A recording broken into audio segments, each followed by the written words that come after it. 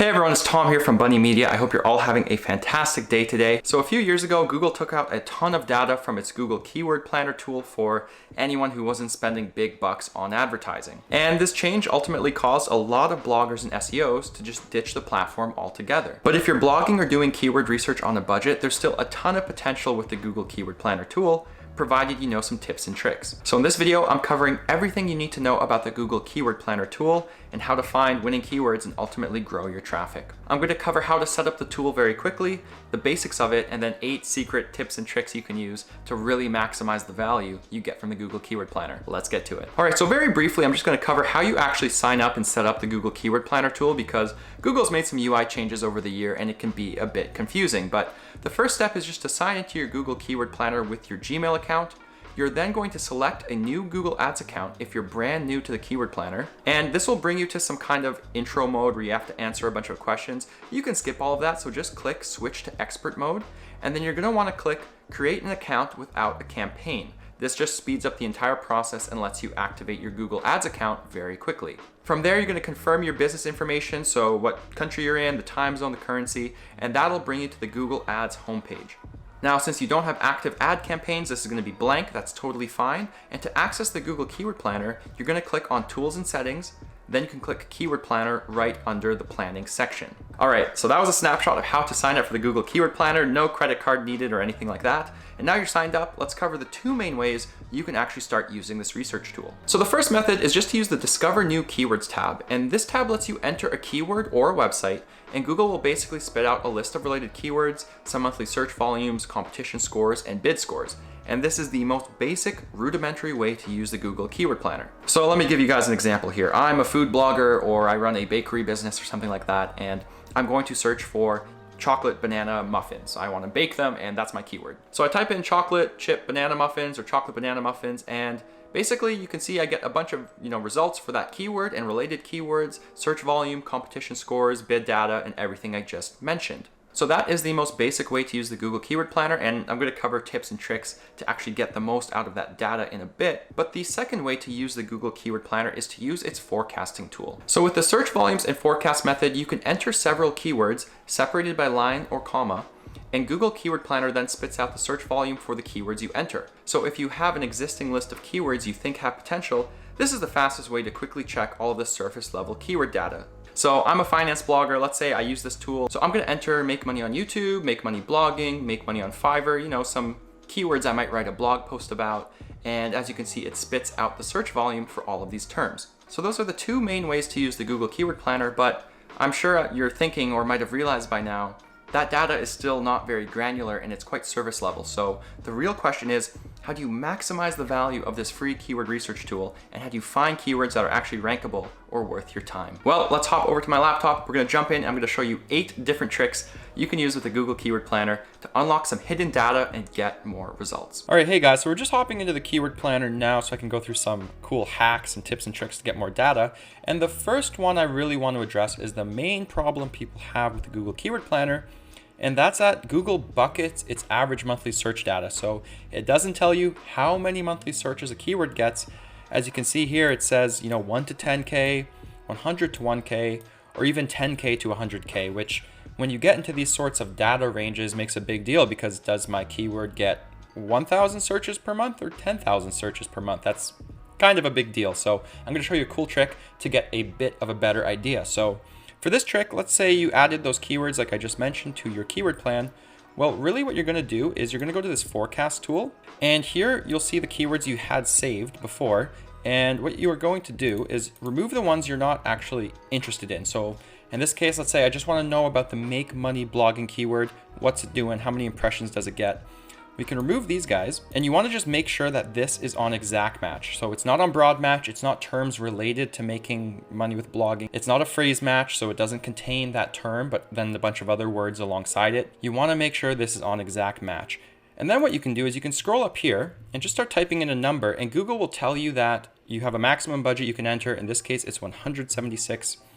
Enter that for your forecast, it'll round up. And what that is telling you is if you spent 180 bucks a day and you were bidding very aggressively, we think you would get this many impressions, we think you'd get this many clicks, and it would cost you this much.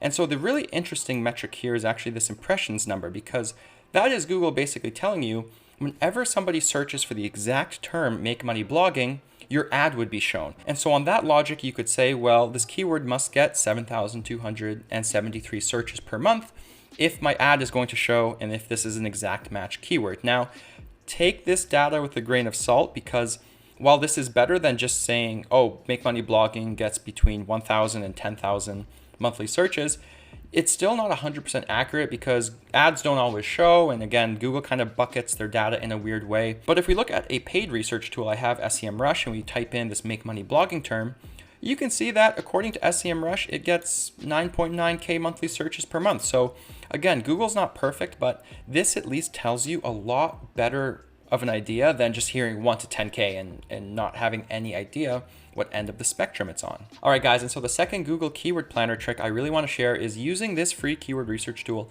to help with ideation. So help you come up with new blog post ideas, new content marketing ideas, or to get out of a rut when you're kind of stuck on what to create next. And so what a lot of people don't know is you can actually enter websites in the Google Keyword Planner, and it'll spit out a bunch of keywords that relate to the website you entered. And again, you can enter entire sites or, just a single page if you want, but I'm a personal finance blogger, so I'll use a competitor in my niche as an example.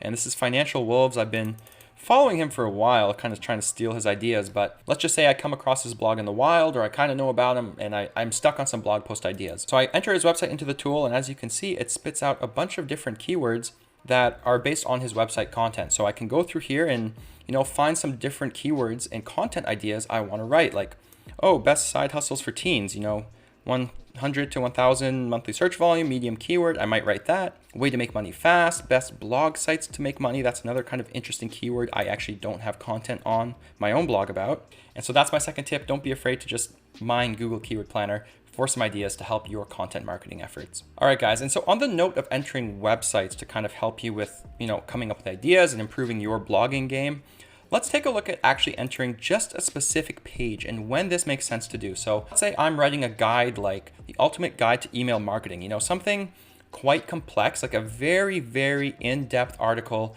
or robust topic where you're not really sure how to create the outline. You're not 100% sure what you should include. So what you can do is you can Google like email marketing guides or how to start email marketing, pick an article that's on page 1 of Google, and then put that into the Google Keyword Planner. So when I did this, I found this guide from HubSpot, the ultimate guide to email marketing. Yeah, so scan through it really quick, just get an idea of like if it's a really good article or not. And this thing just has a ton of info, and HubSpot is obviously a really cool company. So you just take that URL, you put it into the Google Keyword Planner. Again, use only this page as the filter you want to check, and you click Get Results. And so what's really cool here is now Google Keyword Planner spits out a bunch of keywords that relate to the content only on that page. And you can use this to help inform your thinking about how you build your outline and what sort of headers and keywords and topics you definitely need to touch upon. So in this example, you can see obviously email marketing strategy. No surprises there. Those keywords should be in your content. But let's keep looking. Email marketing software. Okay, that should be in your article in this case. Best email marketing tools. That's another probably obvious one you would have thought of.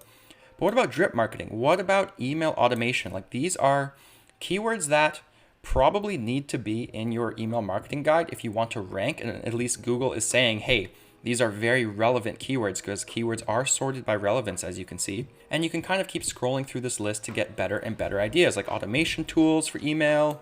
Maybe you touch upon some free email marketing options that people can use if they're not willing to pay. And you kind of keep looking down. Okay, email marketing templates, a bit less relevant, but probably still useful to include. And as you get, real down there, you probably don't really want to include these necessarily in your ultimate guide, but maybe it helps you come up with new blog post ideas even. Like, look at this, best time to send emails 2020. Well, you could write the 2021 version or the 2022 version. You can keep coming up with new content ideas just from entering in a single website. So that's my third tip. Definitely recommend entering single pages to get some keyword ideas. Okay, so going off of this email marketing example, the fourth Google Keyword Planner trick I want to show is just the power of using filters and why they'll make your life a lot easier. So you can actually add filters to Google Keyword Planner results just by clicking this Add Filter button here. And you can look for ones like competition scores, organic impression, bids, all of those things. You can just filter by competition to only find low competition keywords. But I really like using this keyword filter just to clean up results a little bit. And I'll show you an example here of something I would probably do. So I just typed in email marketing to write this email marketing guide, but a lot of the keywords contain HubSpot because it's a HubSpot blog post, so not too surprising. So again, just to quickly clean up the list a bit, you can just take out HubSpot from that list. And so that'll clean it up a little bit.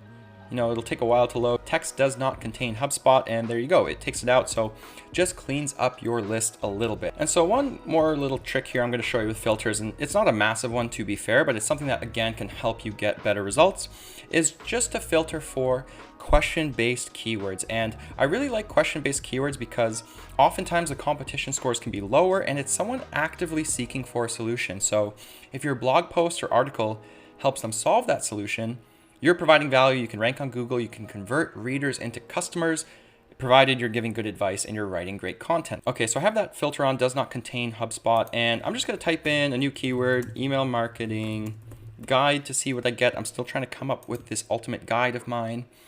And you know, I see a bunch of different keywords in here. And as you can see, some of them actually have how in them, and that's what I'm kind of curious about right now. So I'm going to put contains on, and instead of taking HubSpot, I'm just going to put how. You can put when, what, why, you know, those question-based keyword roots, and put that into your filter instead. And now all of a sudden I get a bunch of question-related keywords I can go after and create content about. So yeah, a lot of these don't have a lot of monthly searches, to be fair, but you can see there's some cool low competition ones, like how to create a campaign in MailChimp, for example, is a low competition score according to Google. And you can kind of, you know, scroll through here, find some question-based keywords to go after.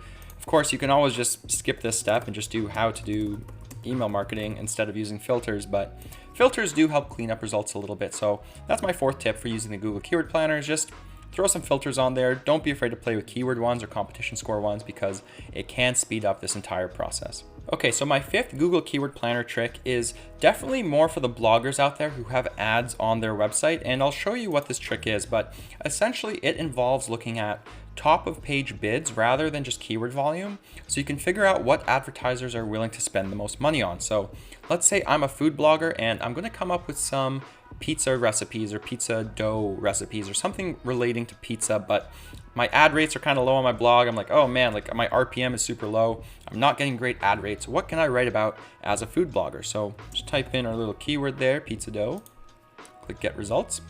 And so here, while you would probably be inclined to just start filtering by, you know, average monthly searches or competition, you can actually use this top of page bid instead to filter for keywords that have higher top of page bid. All right, so just moving my webcam so you guys can actually see, but what the top of page bid is it's essentially Google telling you this is the maximum amount advertisers are willing to bid on this particular keyword. So this is the high range, this is the maximum they're willing to pay, and then you have the top of page bid low range, which is the lower range of what advertisers have historically paid for a keyword. Now, I would still take this with a grain of salt because gluten-free pizza dough Whole Foods, is it $185 top of page and $176 bottom page? Maybe, I have zero idea. But what you can do is you can filter by top of page bid and at least get an idea of what keywords typically have higher rates for advertising. And so I'm not too surprised to see gluten-free and like specific types of pizza or pizza chains on here, rather than just your, you know, generic pizza brands or generic pizza recipes, because if you think about a pizza advertiser, maybe they want to advertise their new gluten-free crust or their restaurant chain in your area. So there's probably more opportunity if you maybe write about your favorite frozen pizza base to make money through ads than if you just wrote a generic pizza recipe. You can see here, again, thin crust might be a topic you tackle rather than just a normal pizza recipe. It seems like that's quite trendy, I guess, or maybe people are willing to spend more on advertising for thin crust because they came out with their own thin crust pizza. My only tip here is to look at the discrepancy between the top of page bid on the high range and the low range. So for example, if you look at, you know, homemade thin crust pizza, there's not really much of a discrepancy here. It's $7 or so between the high end and the low end. So even on the low end, advertisers are willing to pay for this term. On the flip side, if you look at something like uni pizza crust, The low end's only $7, the high end is 30. So if advertisers are really pushing budgets for a month, you might get better RPMs on this sort of content. But if it's a slower advertising month, it's not that expensive of a term. So that is my 5th Google Keyword Planner tip. It's for the bloggers out there who make money with display ads, but I definitely think it's worth keeping in mind. Okay, so number 6 on this list of Google Keyword Planner hacks is actually one I don't think a lot of people know about because it's in beta right now, but I think it's very cool. So going back to this email marketing example, again, I have a lot of keywords here and I don't really know where to start. You can click on this Refine Keywords tab up here. And again, it's in beta, so I expect this will improve over time, but I think it's very cool. So what it essentially does is it looks at all of the keywords in the list, categorizes them, and then lets you quickly filter for the ones you want and don't want. Right off the bat, you can see if I knew nothing about email marketing or where to write this guide or where to start, it does a really good job of just grouping all of these brands together. So if I want to write something about MailChimp, I can just filter it to MailChimp. If I don't want to write something about MailChimp, I can take it out of there and the plan will change. Very cool way to just, again, start with this is you take out all of the non-brand ones. And again, you can find a bunch of cool different keywords in here that maybe you write new blog posts about, or maybe you include in this ultimate guide you're writing. So you can use it for any niche really, which is why I like it. I'd keep an eye on this tool. It's in beta. I think it's cool, but definitely recommend mixing it into your research plans. Okay, so tip number 7 is going to be for the small business owners out there or anyone who does advertising or business in a specific location. So we're again going to go to this Discover New Keywords tab, but we're going to change the location this time. And this is really important if you ever run paid ads and you want to know who is searching for what in a specific region. Let's just say I own a plumbing store in Atlanta, and instead of targeting the entire United States or a different country, you can literally just type in Atlanta, Georgia, target it. Google will show you your reach and you can just save that as your location. So let's say again, I'm this plumbing company. I can just type in, plumber near me. It's only going to show me results for Atlanta, Georgia. So this is very critical for small business owners, especially ones with brick and mortar locations. And now you can see, different monthly search terms in your area, how many searches they get, and the competition scores. And so if you have a very small Google Ads budget, this is where this becomes immensely important because you can say, people in my city are searching for emergency plumber. They're searching for the best plumber near me. Should I bid on these terms? Do I want to bid on these exact keywords in my, $100, $200, $500 Google ad budget for the month to get some customers? It's also a nice way to just know what is the most important thing for people. So in this example, clearly people search for plumbers and they want emergency plumbers, or they're looking for 24-hour plumbers near me because, as you probably know, plumbing problems are often emergencies. You need your plumbing to work. So if your website copy doesn't have anything in this example that says, hey, you can call us 24/7, you can call us for emergencies, you might be losing out on business. Google is telling you emergency plumber is, super important, 24/7 plumbing. Like, this is what people are looking for. Really, it's a nice way to find terms you might want to spend a bit of money on or at least create content about, and it can also help you improve your website copy. Plumbing is just one example. You can do this for restaurants, hairdressers, apparel stores. You can do it for anything. So definitely recommend using the location tab. Okay guys, so my 8th and final Google Keyword Planner trick is just about using other tools to once again verify the data you're getting from Google Keyword Planner. If we look at that example I talked about earlier, the make money blogging one, I'm going to type that in here. And we're going to say get results, and again, like we said earlier, Google's saying, all right, you got 1 to 10K, medium competition. Like, I still have no idea if this is a good keyword to write content about or not. And so we have a video coming out, or it might already be out by the time you watch this video, on the best free keyword research tools. But one of the tools in that video is called Ubersuggest, and it's a keyword research tool from Neil Patel, a very well-known SEO. So normally Ubersuggest is paid, but you actually get 3 free daily searches with the tool, and it's probably my favorite way to verify Google Keyword Planner data, just so you know if a keyword is worth pursuing or not. So I'm going to type in make money blogging, and we're going to verify if this is a keyword I actually want to write content about. So as you can see, I have 2 out of 3 daily searches available. Like I mentioned, I'm in the United States. You can change your location, which is cool. And Ubersuggest is actually telling me that the search volume is 12,000. So Google said 1 to 10K. SEMrush said 9.9K, and Ubersuggest is saying 12.1K. You can already see why you have to take these things with a grain of salt anyways, because there is a lot of data discrepancy, but it is a very nice way to verify things. You have an SEO difficulty score, which is how difficult it is to rank organically, paid difficulty, which is basically how expensive it's going to be, and an average CPC. What I also like about the tool is it splits search volume by mobile and desktop. So you can see, oh, in April it had more mobile than desktop. That trend kind of keeps on continuing, which isn't too surprising. And what I really like about this is it actually gets you some more keyword ideas. Again, nothing groundbreaking here, but you can click on the expand keyword tab and you basically get more ideas you can write about. You can already see why, as a tool and a free tool that you get a few daily searches with, this helps verify the data you're getting from Google Keyword Planner, and then also helps with ideation. So it's my 8th and final tip for how to use the Google Keyword Planner more effectively. Don't be afraid to use other tools to verify data. I think that is super important. Let's hop over to the sofa and we'll wrap up the rest of this video. Well, there you have it, guys. That is how you use the Google Keyword Planner and my favorite hacks to get the most data and value out of this free keyword research tool as possible. Honestly, I really think the Google Keyword Planner is one of the best free keyword research tools, and if you're a beginner and you're learning the basics of SEO and what competition scores mean and what keyword volume is all about, I think there's quite a lot of value here. Is using something like SEMrush or Ahrefs easier and better? Absolutely. I'm not here to pretend otherwise, but if you're a blogger or e-commerce store owner or small business owner on a budget and